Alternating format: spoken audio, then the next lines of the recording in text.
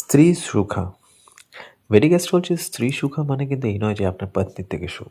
স্ত্রী সুখা মানে হচ্ছে এনি ওমেন, ঠিক আছে? তো তার জন্য আপনার বার্থ চার্টের না শুক্র, যদি আপনার বার্থ চার্টে যদি ভিনাস যদি ভালো ঘরে থেকে, মন দিয়ে শুনুন, যদি ভালো ঘরে থেকে ধরুন যদি ট্রাইন্সে রইলো 159-এ থাকলো, রাজযোগার সাথে যদি থাকে, রাজযোগাতে যদি যদি ইনফ্লুয়েন্স যদি করে, ধরুন ভিনাস আপনার বার্থ চার্টে 5th হাউসে আছে 7th লটের সাথে এবং সেটা লিব্রা সাইনে তুলা রাশিতে আছে, তাহলে ভিনাস যত আনএফ্লিক্টেড থাকবে আপনার বার্থ চার্টে তত আপনার লাইফে স্ত্রী সুখা হয়। Means you will be benefited through the women. It could be your spouse, it could be any female person.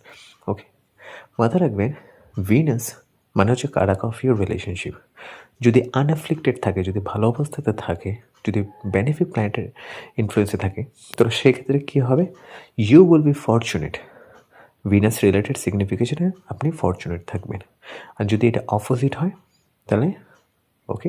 And আরেকটা বিপি কোল স্যার উনি একটা কথা সবসময় যেন বলে যে কারাকা যে কোনো কিছু সিগনিফিকেটার হলো আমাদের বিউটি।